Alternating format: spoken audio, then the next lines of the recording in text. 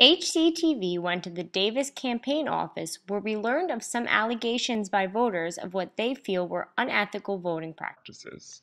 A phone call from Dr. Akhtar's nurse, Maria, stating that if I needed any help filling out forms, that they work for the Mark Smith campaign and to come to their office. And if I know of anyone else that is a foreign language that doesn't understand English, that they would gladly help them.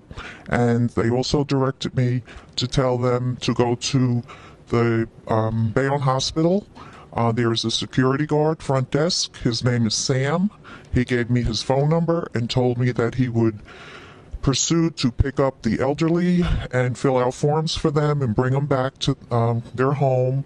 And also, if I knew of anyone else of Orient or other nationalities that needed help filling the forms out, that he had a whole bunch of stamped forms that he would help fill them out.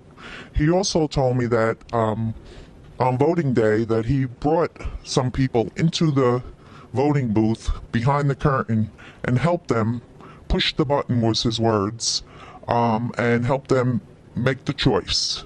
He also told me he worked for Mark Smith campaign. He is a security guard for Mark Smith's father-in-law, Carroll Security, and that's more or less where it led off. Sam, the security guard, constantly said, anyone that don't talk English, bring them to me and I'll help them fill out. He also told me to go to Mark Smith's campaign office and pick up more forms in case I needed to give them out to anyone that didn't speak English. I was trying to get information on how to register. I wasn't sure whether I could register or not, being that I recently moved back into Bayonne. I walked into Mark Smith's office and I asked if I could fill out an application to vote.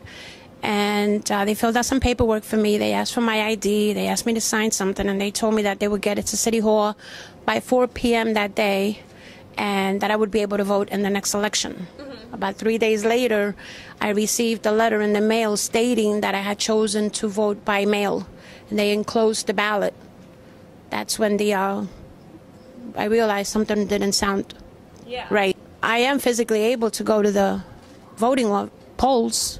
Why would I want to do something that's done by mail? That's usually done if you're on vacation or if you're going to be out of state. But so I can walk in there and vote for myself. I don't need anyone to tell me who to vote for. As I was leaving the office, the gentleman that took my information, he said to me, by the way, you know who to vote for, and he winked at me. We asked the Davis campaign how they felt about both the firehouse tape and these people coming forward. This is just another tactic that they've been using since this election began. In the beginning, it was intimidation. They've tried to buy this election the first time around, spending over $1 million. Now they're just trying to intimidate, and now they're trying to do voter fraud to try and win this election. So if they don't steal the election, they're not going to win the election. It's just bully tactics, really. It's intimidating voters. During the campaign, we had homeowners that had summonses issued against their houses. Just because they had a Davis sign up. I mean, how many of those do we have? Remember where inspectors would go into businesses if there was a Davis sign up, and these are just bully tactics from a desperate campaign that knows their days are numbered. Said we've dealt with this all along the campaign.